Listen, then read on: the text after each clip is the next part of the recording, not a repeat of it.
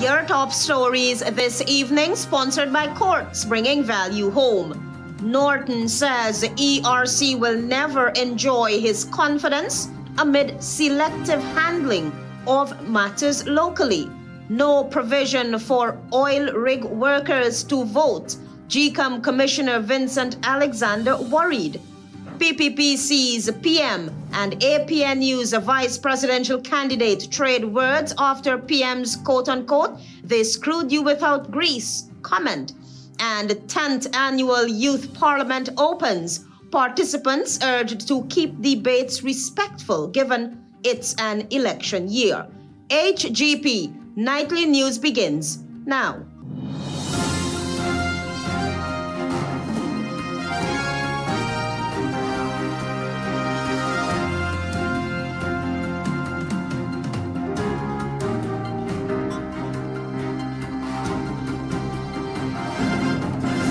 Good evening to our viewers here in Guyana and online. I'm ALETHEA Grant with the Tuesday, 12th August 2025 edition of the HGP Nightly News. This is what you should know this evening.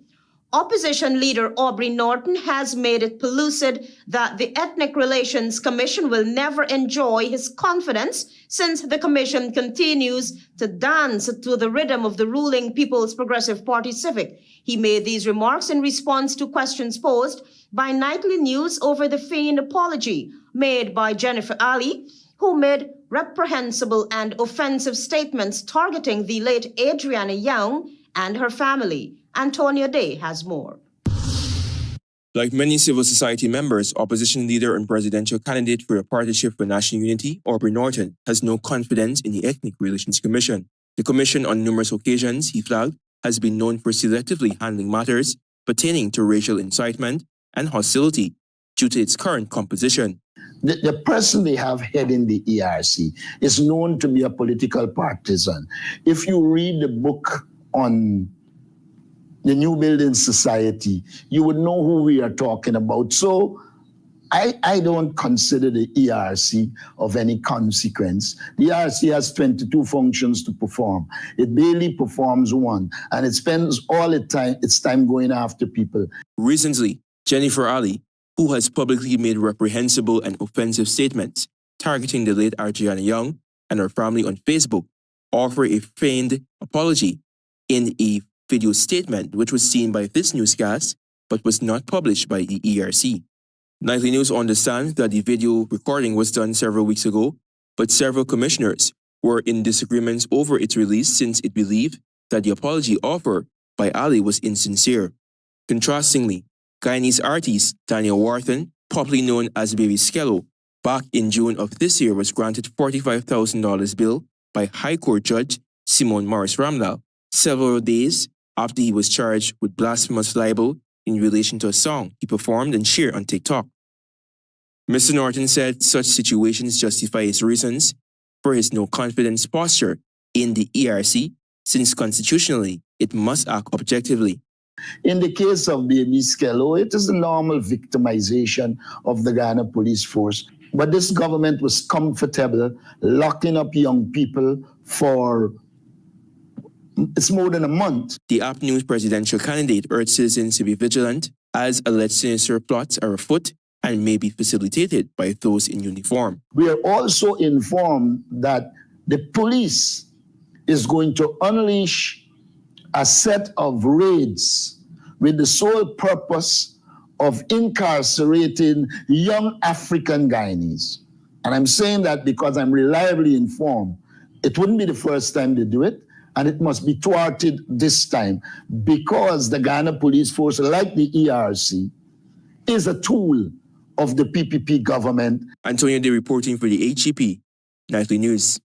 The long-standing border controversy between Guyana and Venezuela is moving one step closer to resolution.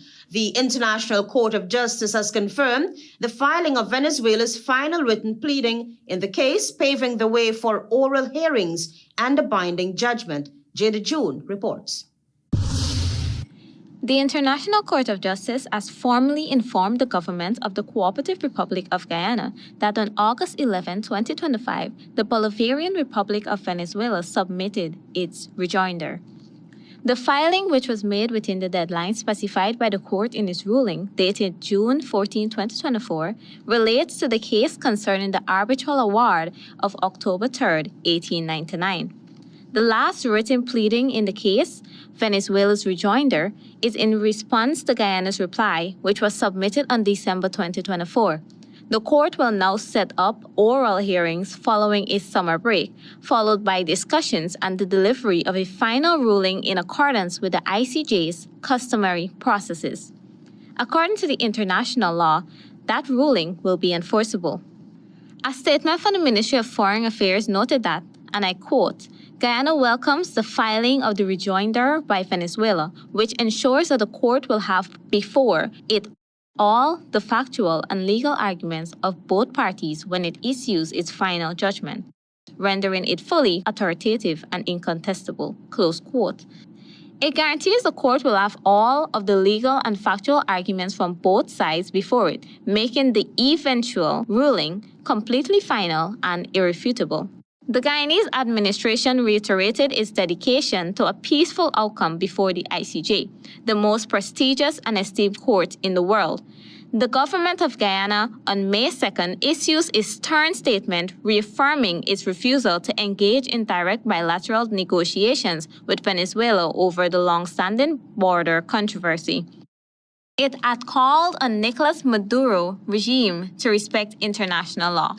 The government, in the statement released through its Ministry of Foreign Affairs, that Guyana expects that the government of Venezuela will act responsibly in complying with the court's orders of both 1st of December 2023 and 1st of May 2025, which are legally binding on both states, and in so complying, fully respect the sovereignty and territorial integrity of Guyana.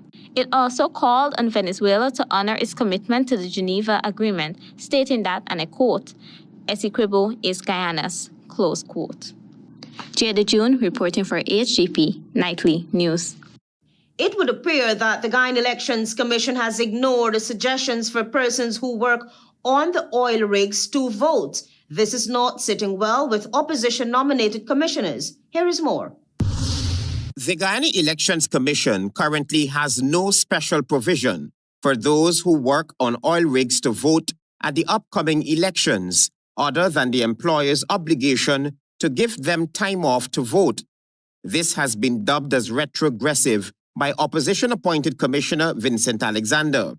In a letter dispatched to the media, the long-serving commissioner said that GECOM's inaction to provide for workers on the oil rigs to be able to vote by proxy, as is provided for transport and harbor workers, or by postal ballots, as provided for the joint services and non-resident Guyanese, is retrogressive. Alexander argued that when the law was passed providing for transport and harbor workers to vote by proxy, there was no oil industry, but the current circumstances of workers on the rigs are more dire than those that necessitated special arrangements for transport and harbor workers. Quote, their number is greater and the feasibility of time off is a logistical and operations nightmare. A progressive GECOM would have simply initiated the amendment of the pertinent legislation for workers on the rigs over 200 miles offshore to be treated in like manner to the disciplined services or transport and harbor workers, Alexander said. Alexander took GECOM to task and questioned why the electoral body, when confronted with the issue, never addressed its mind to a solution. Although solutions are within its reach, similar to the instance of the incarcerated being disenfranchised. Alexander accused GECOM of being consciously retrogressive. Quote, they may well be consciously retrogressive. They have acted conjointly with the government-nominated commissioners and the chair to stymie many efforts, the introduction of biometrics and the deletion of the names of the dead from the list aimed at enhancing the electoral process, Alexander said. Travis Chase, HGP Nightly News. Join us after the break. We have more news for you.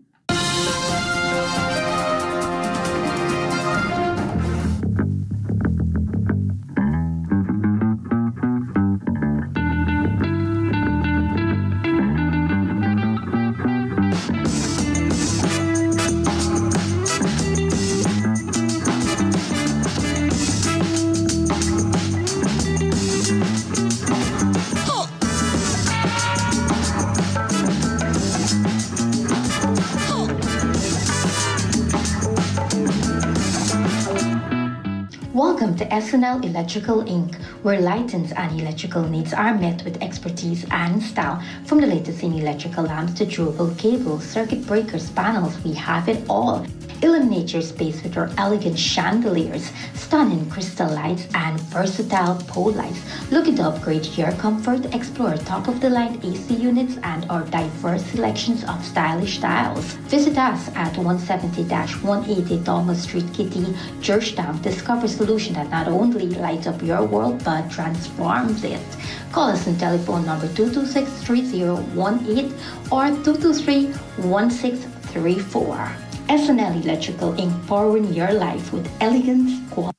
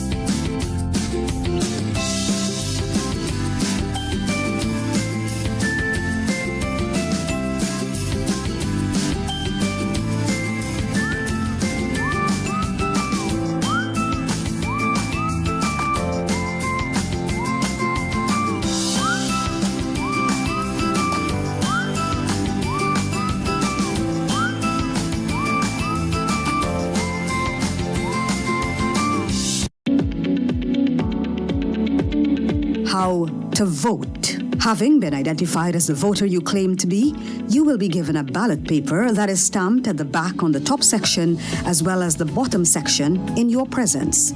On the ballot paper, provision is made for you to vote twice. Once at the top section where you vote for the general election and once at the bottom section where you vote for the regional election. Look for the name and symbol of the party of your choice in the top section of the ballot paper and mark your X in the empty box next to the party symbol. Then look for the name and symbol of the party of your choice in the bottom section and mark your X in the empty box next to the party's symbol. After you have voted, fold the ballot paper as shown by the election official, dip the first joint of your rightfully depart the polling station.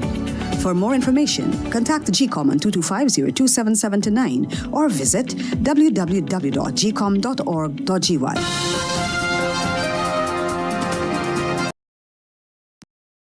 The HGP Nightly News. Prime Minister of the ruling People's Progressive Party Civic PPPC, while addressing supporters in Bath Settlement, made damning allegations against the former Partnership for National Unity Alliance for Change APNU AFC government. APNU has since fired back. Marvin Cato reports. While addressing supporters in Bath Settlement, Berbice on Sunday, Mark Phillips, Prime Ministerial candidate and sitting Prime Minister, had a few choice words for the opposition and its supporters his party is now trying to court to vote for the People's Progressive Party Civic. Comrades, these people are a bunch of jokers. They make promises to you, they got your vote, and when they got into office, they screwed you. That's a harsh term, but I have to use it. They screwed you without grease. The Prime Minister, while addressing actions taken by his government to better the lives of citizens, also took a swipe at significant increases received by public servants under the coalition government. They promised the public servants that they will increase their salary by 20% within the 400 days. What did they do? They increased the ministers' salaries by 50% in the 400 days.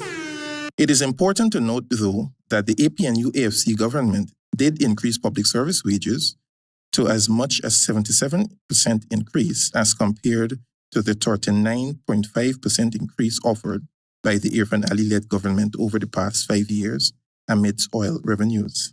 And now, these jokers are making new promises. They say they're going to increase the income tax threshold. They're going to carry it to 400,000. And they're going to give all the public servants 35% in pay if they win this election.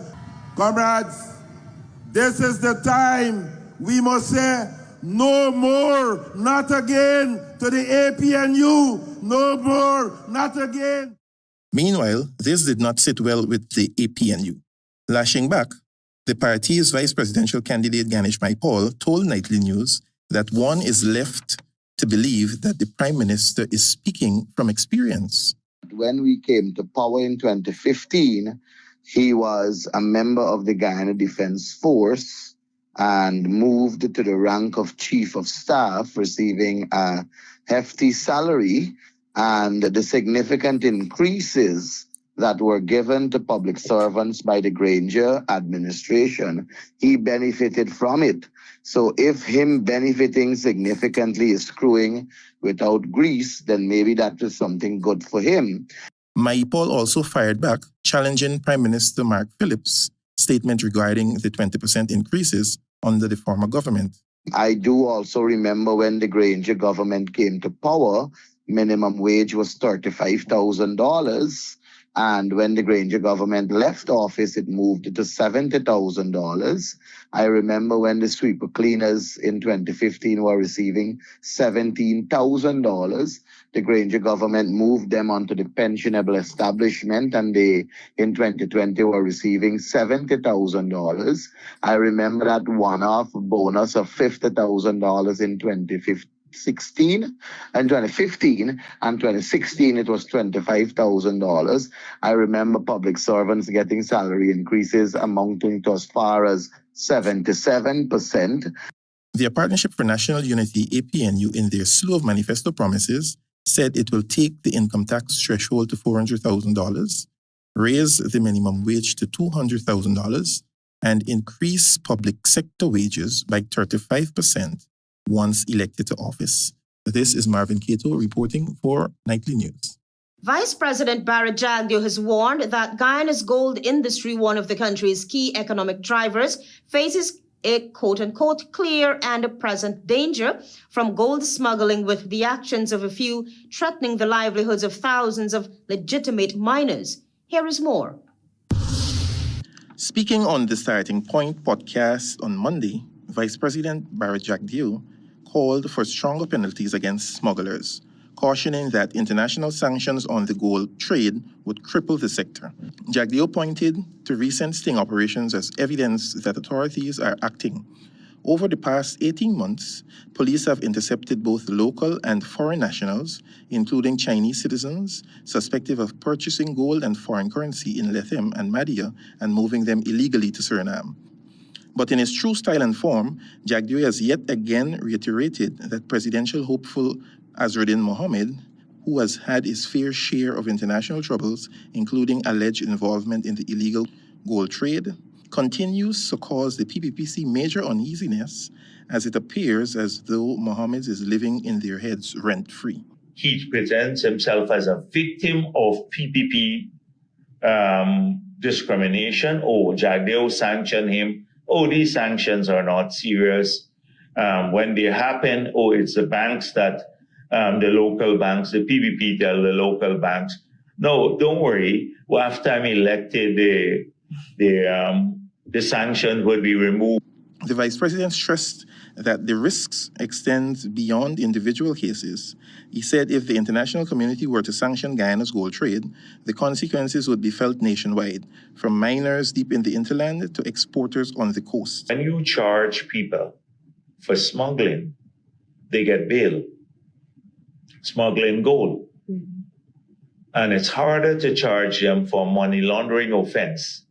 So we now have to strengthen the charges that we place on those people. With elections weeks away and the country's top export under scrutiny, the stakes are high. Whether Guyana can dismantle smuggling networks before global regulators intervene may determine not only the industry's future, but also the political climate heading into September. Meanwhile, while pointing an accusing finger at Mohammed, it is the very PPPC government that continues to do big business with a Chinese company, China Railway Construction Corporation Limited, that is also under OFAC sanctions. Over the past year, Jagdeo and President Irfan Ali have been hammering home the point about doing business with individuals and companies sanctioned by the United States of America. This is Marvin Cato reporting for HGP Nightly News. Prime Ministerial candidate of a Partnership for National Unity, Director Finance, visited Region 1 residents on Sunday who vented their disappointment with the state of the wharf project promised by the People's Progressive Party civic government. Marvin Keto has that story. Anger is boiling over in Kumaka, Mabaruma, Region 1, as the long-promised 1.9 billion Kumaka-Stelling project remains unfinished, despite its April 2025 deadline having come and gone. Prime Ministerial candidate of the Partnership for National Unity, APNU, Director Finance, told residents that the delays and cost overruns are part of a worrying pattern in Region 1, pointing to a section of the Port Kaituma Wharf that collapsed into the river and similar issues reportedly affecting the marijuana selling. Finance said these failures represent more than construction setbacks. They are wasted public resources that could have been invested in tangible relief for families. When billions are mismanaged or wasted, that's money taken directly out of communities, Finance said. Those funds could have been used to lower transportation costs, improve schools, and make basic goods more affordable. On Sunday, Finance stood on the half-finished structure, telling residents what many had been whispering for weeks. The project has become another glaring symbol of government waste. The candidate added that she has heard similar complaints throughout her visit to the region: high food and fuel prices, poor infrastructure, and slow delivery of promised services. She pledged that an APNU-led government will ensure infrastructure contracts are managed transparently, completed on time, and built to last. The Prime Ministerial candidate also drew parallels to other recent disasters in Region 1, including a section of the Port Kaituma Wharf that collapsed into the river and problems at the marijuana selling. She said the pattern is too big to ignore and shows a deeper issue with how public funds are being managed. It's about priorities for us. It's the people first, not the pockets of friends, family, and the favorites, she asserts. This is Marvin Keto reporting for HGP Nightly News. Stay tuned. We have more news ahead. Planning a cleanup? We can help. Sevon's Waste Management skip bins can be provided for home renovation projects, yard cleanup, or construction project. It's simple. Step 1, give us a call. Step 2, we put down the bin. Step 3, load it up with all of your junk. Step 4, we take it away. That's simple. Bins are also available in various sizes, so there is no job that is too big or too small. Call Sevon's Waste Management today at 218-1455.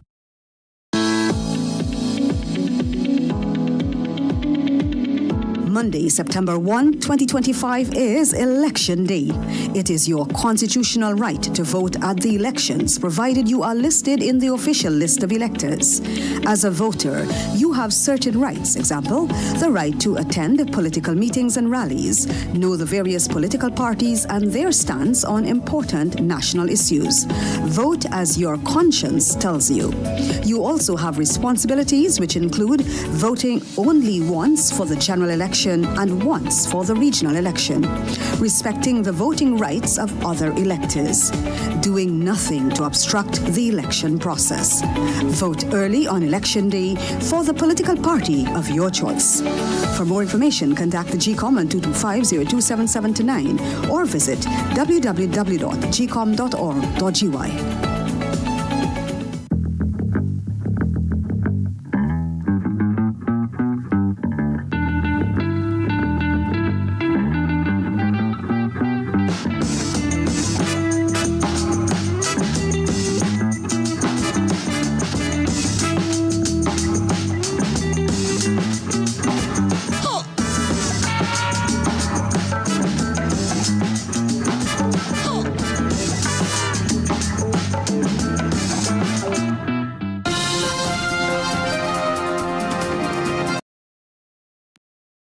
HGP Nightly News. In observance of International Youth Day 2025, Nightly News will highlight young people who are passionate about fighting for a better Guyana. Youths believe that Guyanese deserve a government that will make human resource development a priority, irrespective of race, religion, or political affiliations. Antonio Day has more.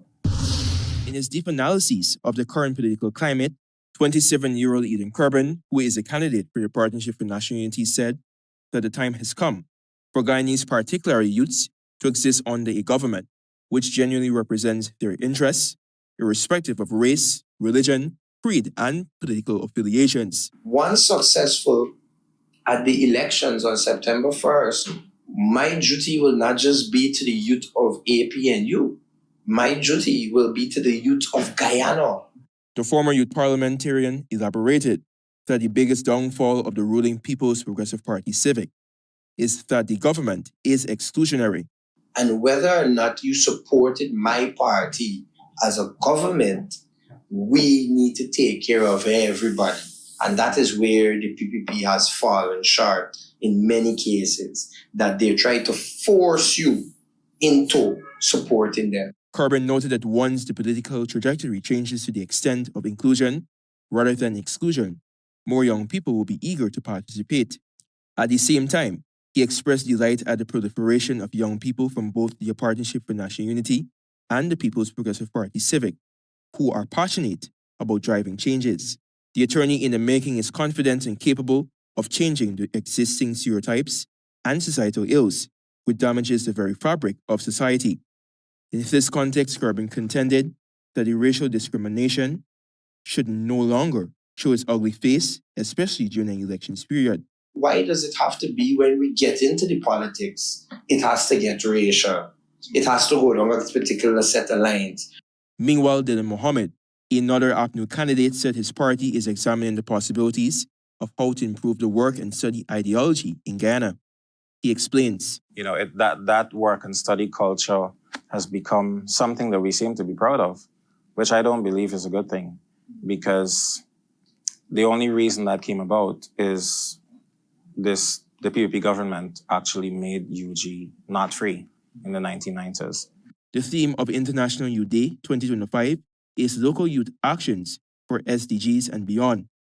Meanwhile, the For Guyana movement, in observance of the day, in a statement said it proudly joins with the global community in celebrating the energy, creativity, and leadership of young people.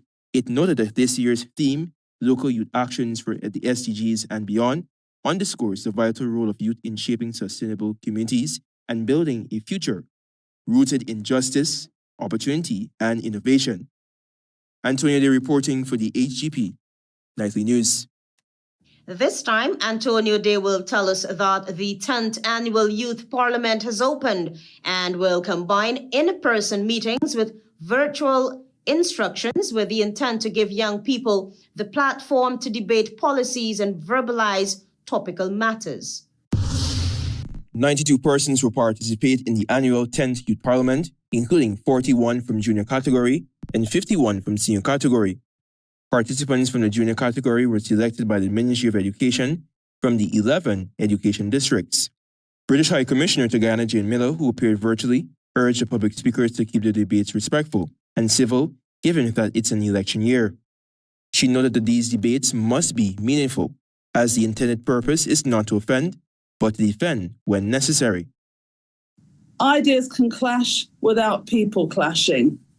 There's a saying used in the UK at the moment, which is about disagreeing agreeably. So debate is really important. Speak boldly, that's important. But disagree agreeably. Yes, you'll have differing views. Minister of Culture, Youth and Sports Charles Rumsden Jr., in a virtual appearance, said that the Youth Parliament creates a platform for young people to verbalize topical matters. He offers some tips to the nation's youth leaders, which will aid in effective debating. The quality of the debates are very important to me. The arguments that you make are very important, but more important is that your arguments have to be heard. That doesn't mean that you have to use a lot of volume for it to be heard. Heard means that it resonates with the person. The subject minister said that this platform is a great stepping stone for youth involvement in politics and development. The Guyana Industrial Training Center, the University of Guyana, the Linden Technical Institute, the New Amsterdam Technical Institute, and the 5th Speakers National Debating Competition were the sources from which the senior category participants were chosen. The 10th Annual Youth Parliament was launched on August 12th, which is designated as International Youth Day. Antonio Day reporting for the HGP Nightly News. In 2026, Guyana's position as a growing energy hub will once again be given prominence. Local, regional, and international stakeholders will gather for 4 days of high-level talks and networking opportunities at the 5th Annual Guyana Energy Conference and Supply Chain Expo. Jada June has that story. The 5th Annual Guyana Energy Conference and Supply Chain Expo will be held in the Marriott Hotel in Georgetown, Guyana from February 17 to 20th, 2026. Acknowledged as one of the region's leading events, the conference will yet again give stakeholders an essential forum to have meaningful conversations, establish alliances, and investigate prospects influencing the future of supply chains and energy. The theme for 2026, and I quote, "Building Tomorrow's Future Today," close quote, will prioritize innovation, teamwork, and sustainable development.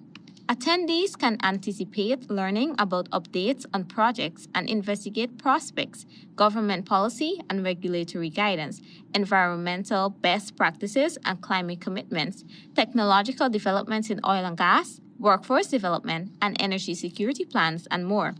Highlights will include executive-level networking, B2B matchmaking sessions, local global partnership initiatives, and exclusive projects and regulatory updates. Organizers are encouraging early participation with opportunities for sponsors and exhibitors to showcase their brands to key decision makers and for delegations to gain access to strategic insights and cutting-edge industry knowledge.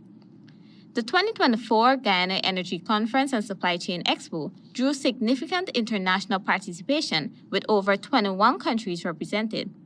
The event themed, and I quote, "Fueling Transformation and Modernization," close quote, focused on opportunities in Guyana's blossoming economy and the energy sector, attracting a global audience interested in investment and partnerships. Jada June reporting for HGP Nightly News. Stay tuned for regional news.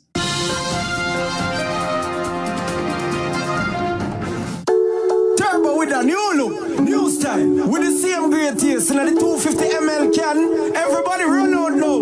Go and go grab one. Me charge up with a turbo 250 ml at your favorite spot. Wait, sell. New look, new can, same vibes.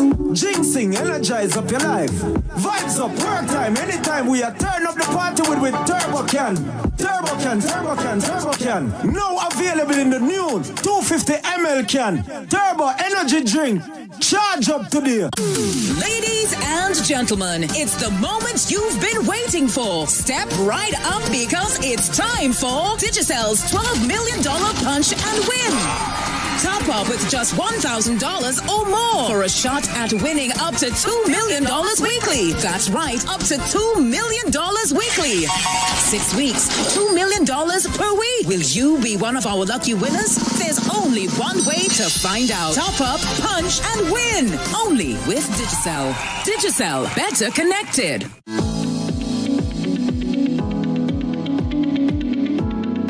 Hi, Miss Shirley. Miss Shirley, help me out now, please. Why everyone telling me I must exercise my right to vote? Me ain't got time for that. Why must I vote? Why must you vote? That is your constitutional right and civic duty, my child. Besides, think about this. Government officials make decisions that affect the well-being of you, your family, and community. By voting for a party of your choice, you will be electing the people who will be making these very important decisions. If you don't vote, then you will allow the people who vote to choose government officials without your input. Those others may not share your views about issues that matter to you. Wait. It's so much voting means to me, and I'm playing the fool. I definitely gonna vote on election day. For more information, contact the GECOM on 225-02779 or visit www.gecom.org.gy.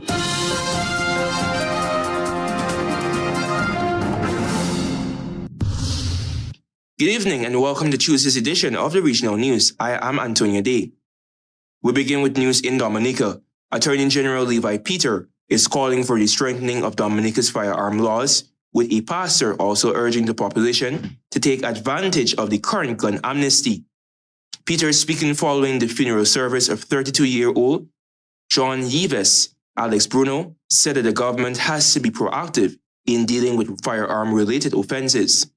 And I quote, "But as you know, the government announced an amnesty recently and a few firearms were handed in. You will also be aware that the government had a few years ago repealed the then existing Firearms Act and brought in a new Firearms Act with much more severe penalties." End of quote. Peter said that the government's intentions then, as was outlined in the parliament, was that the penalties for the possession and use of firearms should be much more stringent. The Attorney General said that while he is not speaking with authority on the government's position, "I support and will seek to persuade that the government needs to further increase the legislative framework governing firearms, their possession and use, and also increase penalties and ensuring they are enforced." The Attorney General stated that the population must also participate in efforts to rid the streets of illegal firearms as part of the holistic approach to addressing the situation. On July 8, while waiting for a bus to take them to work in Lodat, a small village in the interior of Dominica, Bruno was one of the 3 people shot when a car carrying gunmen passed by and started shooting at the 3 men. Bruno was struck multiple times and died of his injuries, while the 2 others, including a Haitian national, Massa Dorcelli, were also injured and hospitalized.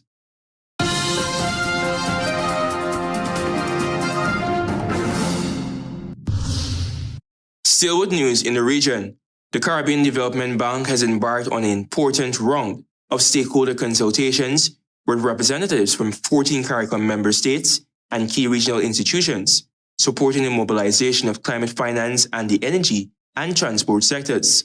The consultations are part of the preparatory phase for the proposal to establish the regional platform for catalyzing climate action in the Caribbean, a historic first-of-its-kind initiative designed to unlock climate financing and address barriers to climate action at the scale across the region. The proposal will be submitted to the Green Climate Fund by the end of September 2025. This bold initiative was originally announced by the Prime Minister of Barbados, the Honorable Mia Motley, at the 2025 GCF Regional Dialogue held in St. Kitts and Nevis. RP Caribbean will be operationalized through financing from GCF Readiness Program, with contributions from participating CARICOM member states.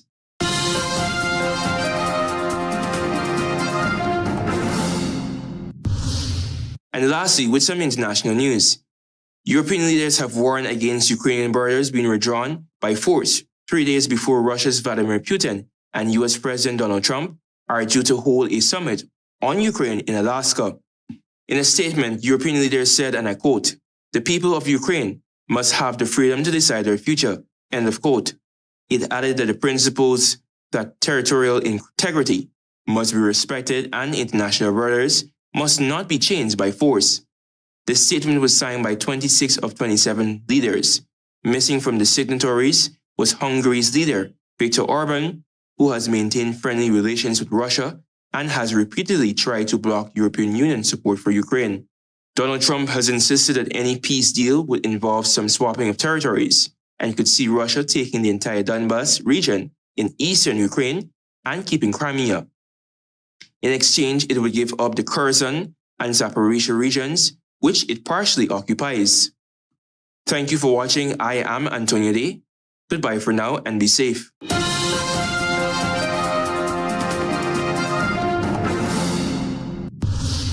Norton says ERC will never enjoy his confidence amid selective handling of matters locally. No provision for oil rig workers to vote. GECOM Commissioner Vincent Alexander worried. PPP sees PM and APNU's vice presidential candidate trade words after PM's quote, "They screwed you without grease," end of quote comment. And the 10th Annual Youth Parliament opens. Participants urged to keep debates respectful given it's an election year. Those are our major headlines. For these stories and more, please go to our website. It's www.hgptv.com. I'm ALETHEA Grant. Thanks for watching.